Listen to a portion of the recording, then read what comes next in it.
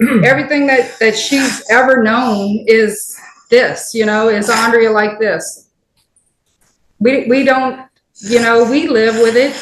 We love her no matter what. God gave her to me and kept her alive because the doctor said there was nothing they did that kept her alive. Andrea's brain was swelling so much, it was 1/8 of an inch from her brain stem.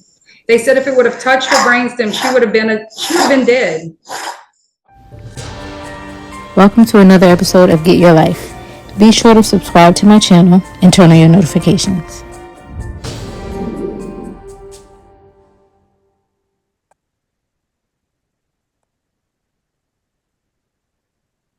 Good morning. This is the Louisiana Committee on Parole, and we are in headquarters in Baton Rouge today. We are hearing an offender at the State Police Barracks. My name is Jerry Ledoux. I'm the chair today. To my left is Danny Barra. To my right, Pete Freeman. Who do we have on staff there at Barracks? Lisa Frazier on classification. Captain Pat Washington. Captain, thank you for being here. Sir, as we get started, would you please introduce yourself by giving us your name and your DOC number? My name is Rocky Hebert, number 415304. Mr. Hebert, you're before the Louisiana Committee on Parole for a hearing. We find that you are currently a first felony offender. This is a rehearing. You had a parole eligibility date of August 1st, 2021. You have a adjusted good time date of 7/16/2039 and a full term date of January 10th, 2048. Is that correct according to your understanding? Yes, ma'am. Okay. So what we're going to do is a little different order. We're going to allow those people in support of you to speak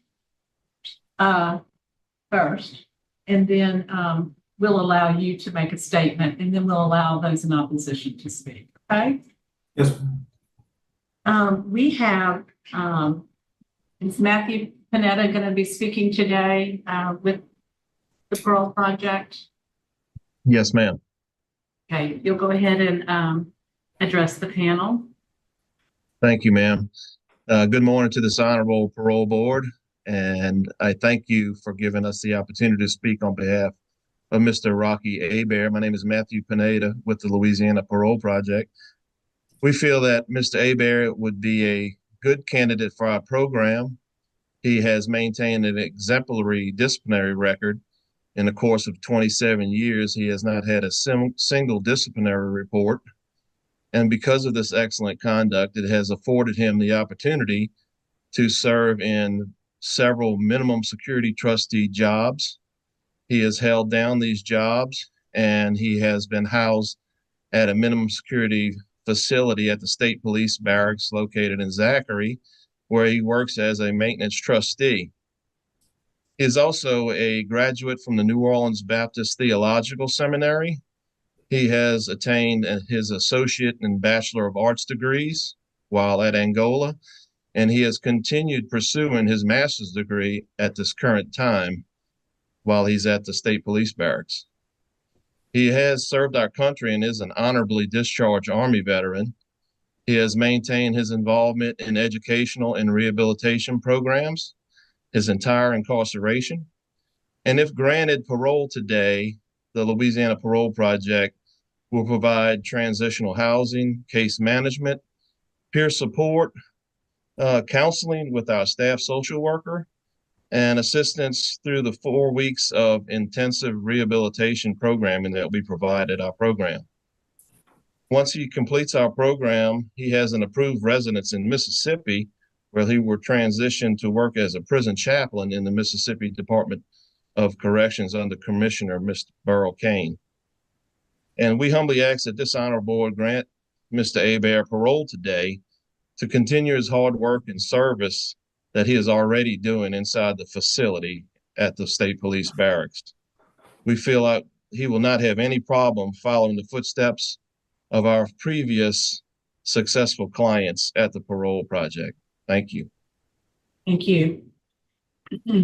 We also have Renee Abear and Haley Abear, brother and daughter of of Rocky. And we'll ask Renee to speak first. I have. Yes, ma'am. Okay. So if you'll go ahead and address the panel and keep it to about 3 minutes. Okay. Yes, ma'am. I am Renee Abear. I am Rocky's oldest brother and only brother, honestly. He has been locked away at a very young age, and I've watched him change over the years from where he was in his life to where he is now. He has, to me, shown 100% turnaround.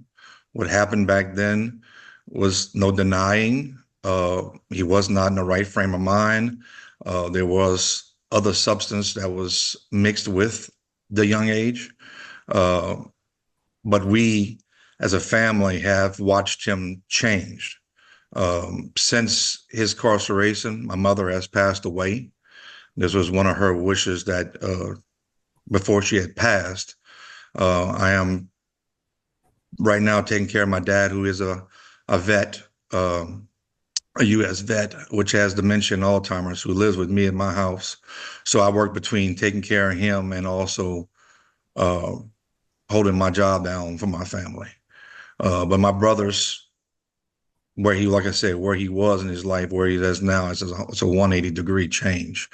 I can't speak how proud we are to see him change his life around when there's other people that have not, that have been incarcerated for this long, especially at a young age that he was incarcerated. Thank you very much for your comments. We also have Rocky's daughter, Haley Abear, and give you an opportunity to speak now. Hi, I'm here. I'm with my two other sisters also. We've been visiting for many years, and like we've seen his growth as a person and the things that he's changed. We have children now, and it would be nice for him to be a part of their lives. It was hard growing up without him in our life, and you can't change the past, and it's he's grown from where he was. So Thank you very much for speaking on his behalf today. We also have individuals here in opposition to the release, and we would like to allow Sarah Carline, the victim's mother, to speak at this point.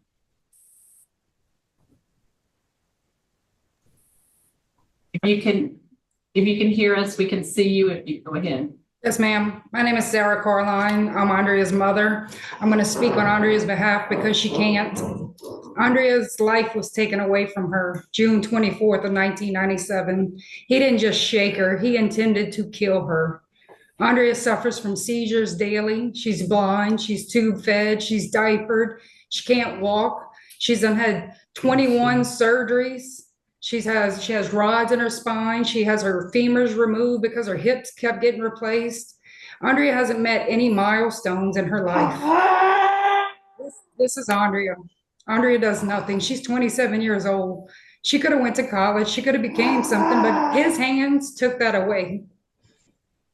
His hands took that away.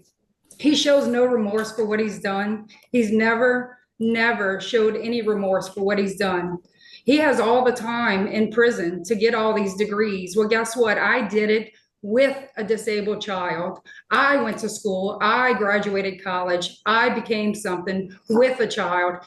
He did it living his best life in the barracks. Andrea can't do it. Andrea couldn't go to school. Andrea can't get married and have children and enjoy her life. Everything was taken away from her by him. He says he's got this biblical college thing. Well, you know what? That's a crutch. That's a crutch. She has seizures daily. Her care is 24/7 around the clock. She can't be left alone. She has to have somebody be with her and take care of her, suction her. She can't even scratch if she has an itch. She can't tell me when she's in pain. She does nothing. She's like a 3-month-old infant. His sentence was 50 years with no parole and no probation, hard labor. He should be serving that time in Angola. He should be serving his full term in Angola, not at the barracks. Andrea hasn't experienced the life. She's never had a normal, healthy life. She was born perfectly fine, but Rocky took all that away from her. She can't enjoy our faces. She can't enjoy the beauty of her loved ones. Her sister, she has a sister. She can't enjoy that. Everything that she's ever known is this, is Andrea like this. We don't, we live with it. We love her no matter what. God gave her to me and kept her alive because the doctors said there was nothing they did that kept her alive. Andrea's brain was swelling so much, it was 1/8 of an inch from her brain stem. They said if it would have touched her brain stem, she would have been dead. All her ribs were broken, arm broken, legs broken. That wasn't just shaken. That was intending to kill her.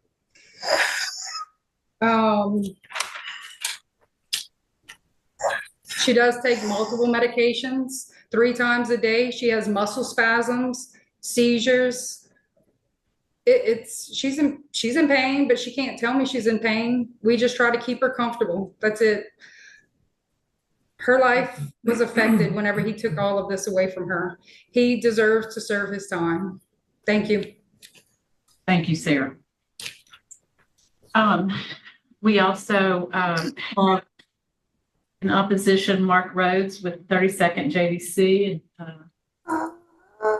Yes. Can you hear me? Yes, I'm sorry. we can hear you. Okay, thank you. My name is Mark Rhodes. I was formerly the first assistant district attorney in the 32nd JDC. I've been retired since 2016. Andrea's case was the 2 main factors that I'd like you to focus on here today. One, when I chose this charge, attempted first-degree murder, there was a lot of pushback from fellow prosecutors in my office going, I don't know that you can get that. That's specific intent to kill, okay? You have to prove that the perpetrator specifically intended to kill. This was not a whodunit. This was not a whodunit. This was a question of what was the intent. And the intent was to inflict serious bodily harm or to kill, okay? That's important. That's the highest burden a prosecutor has to cross, all right? Other shaken baby cases lend themselves to maybe a liberal interpretation of manslaughter. Somebody loses their head. This was not that. We presented physical evidence from medical doctors that showed that the severity of the injuries indicated that you can't do this without thinking that you're killing this child, okay? The second thing I'd like you to focus on is, I don't know, all of you appear to be about approximately my age. I hope I'm not offending anybody, but when you enter this age, you start to learn about caregiving with your parents, maybe older siblings. If you've ever been a caregiver, then you understand the burden, the sentence that these people have to carry. It's not the patient you have to worry about, it's the caregiver. This is an all-consuming, it takes over everything in your life. Quite honestly, I don't know how Sarah did all that she did, that she was able to accomplish. This is 24/7. And when we approached them about what the charge was going to be, because a prosecutor before me had foolishly entertained plea bargain negotiations. And when I came back into the office, I had taken a sabbatical. I came back in and I asked my secretary, what's the hottest thing in this building? And she brought this file to me. She said, this is a disgrace. This prosecutor's offering this guy 6 years or 15 years or whatever it was. I said, well, when does the offer expire? She said, tomorrow. I said, okay, lay low. The day after tomorrow, we sent him a letter and said the charges are going to be attempted first-degree murder. And everybody went, ooh, I don't know about that. That's specific intent to kill. You're liable to get a compromised verdict from the jury. So my point is that his actions on that day were proven to a jury of his peers to be in line with someone having the intent to kill. If he had accomplished what he wanted, he would not be looking at parole at 27 years, okay? And also, when I'm telling my victims, we're gonna go this route, attempted first-degree murder, and one of the reasons we're doing that is because even though it says without benefit of probation, parole, or suspension of sentence, it always comes back, okay? So we want the most serious charge so that we can defeat probation, parole, and suspension of sentence situations down the road. So the two things I would ask that you focus on, not so much Andrea's injuries, those speak for themselves. Nobody's heart wouldn't go out to this child. So focus on Mr. Hebert's intentions. He intended to kill this child. I know that's hard for you to believe, but that's exactly what the jury found. And also to look at the burden, and I know they don't see it as a burden because these people have so much love in their heart. It makes me feel heartless, and I'm not a heartless prosecutor. I was known to be a very fair prosecutor, to be a proponent of restorative justice, all those things. But I tried over 70 life sentence cases, 8 capital murder cases, and I have to tell you, this was one of the most horrific cases I ever tried.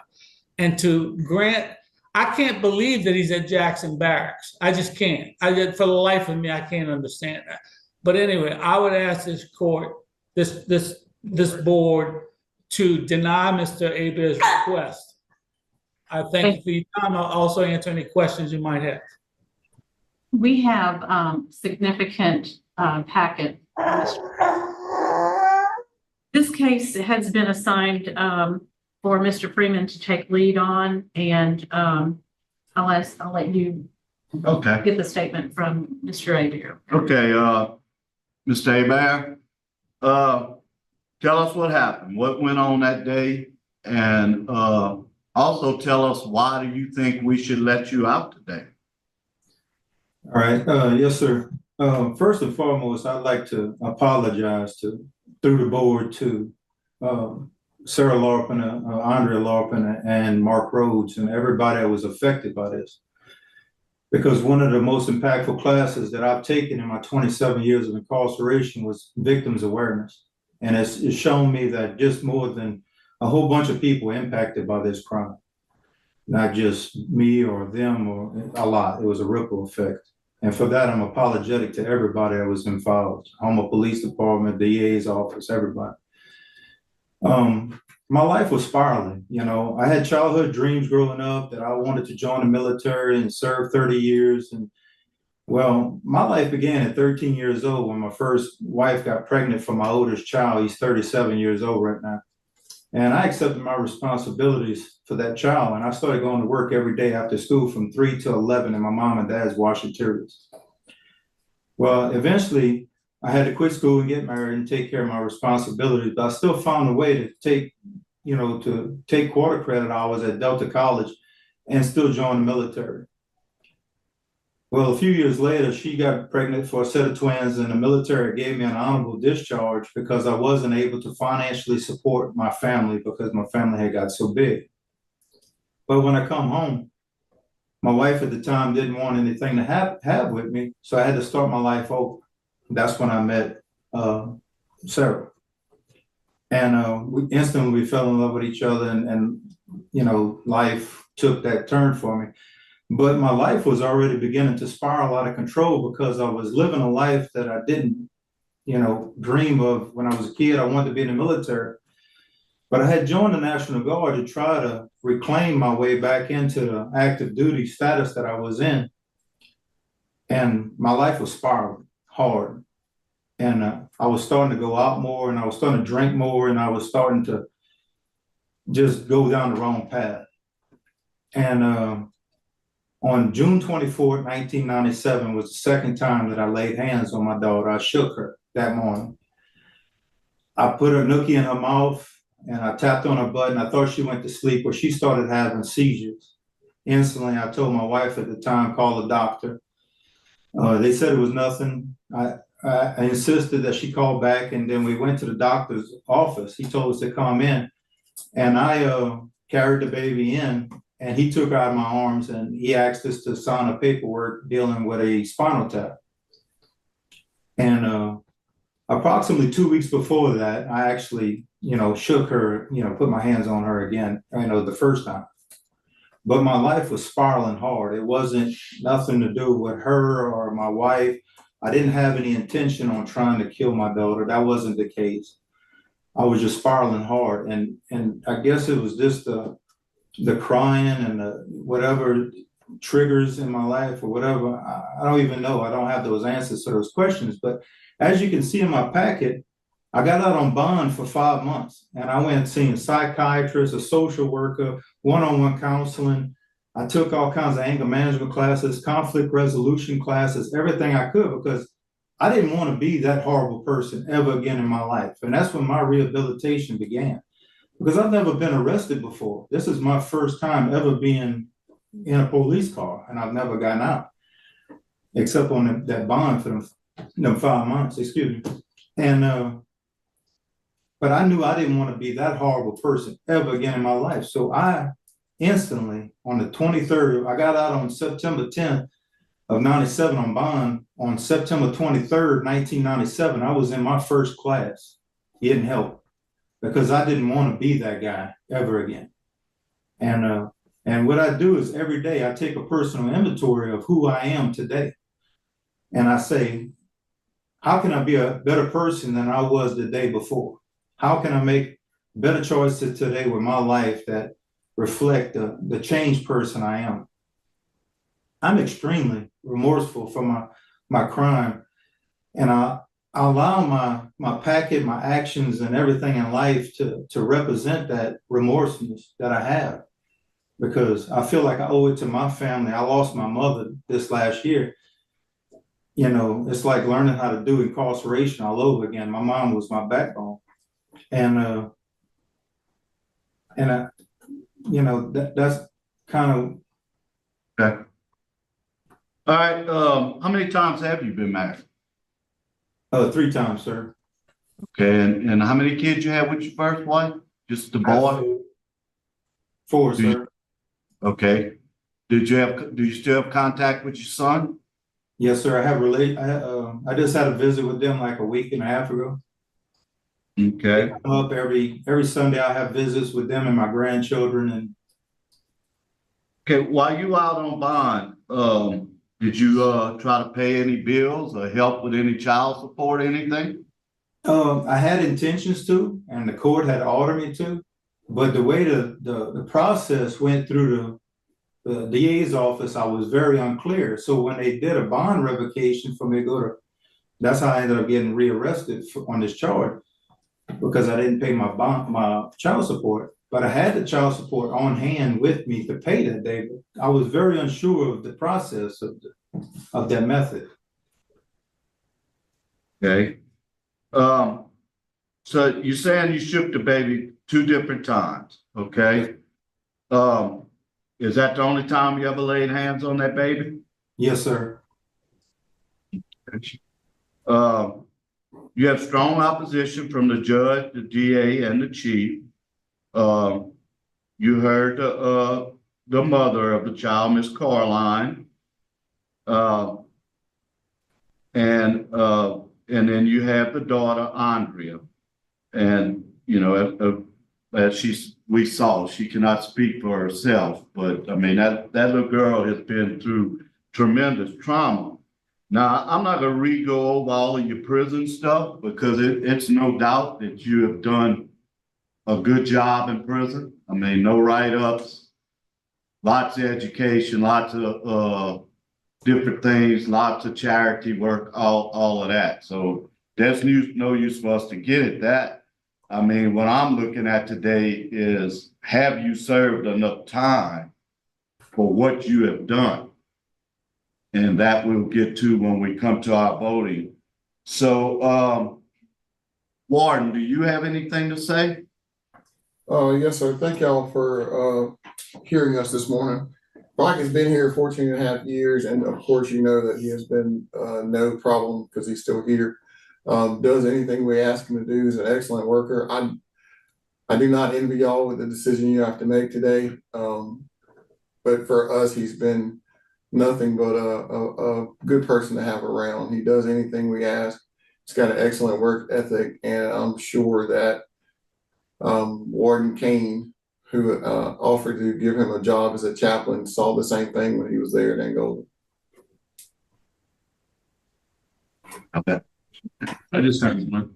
You describe a spiral, that you're in a spiral and a downward spiral. Can you elaborate on that just a little bit more? What kind of spiral? Because I can't picture it.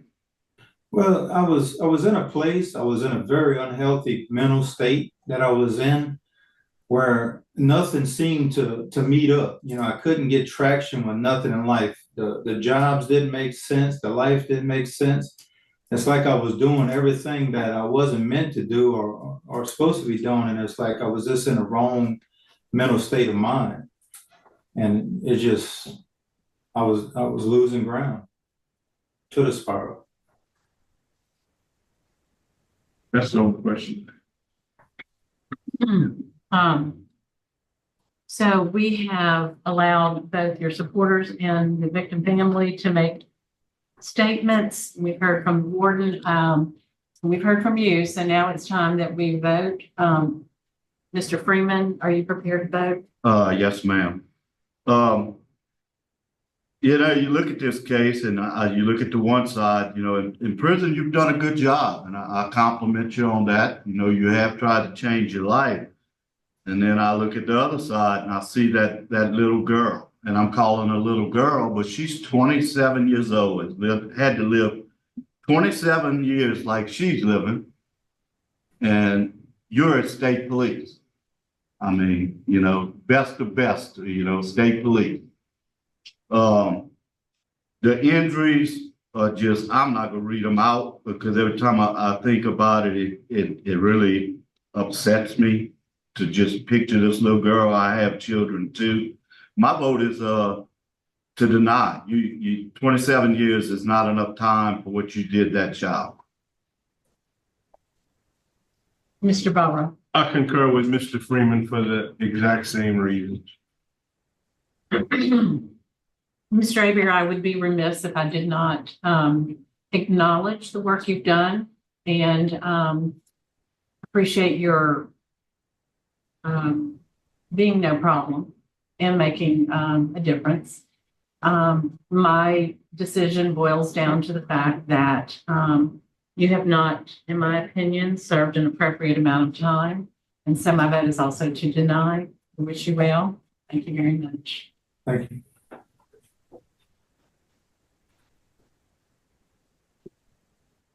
We're going to conclude our hearing at the Barrett, 10:33. Thanks for watching another episode of Get Your Life. Be sure to like this video and subscribe to my channel and turn your notifications on so that you know when I post the next video. Thanks for watching.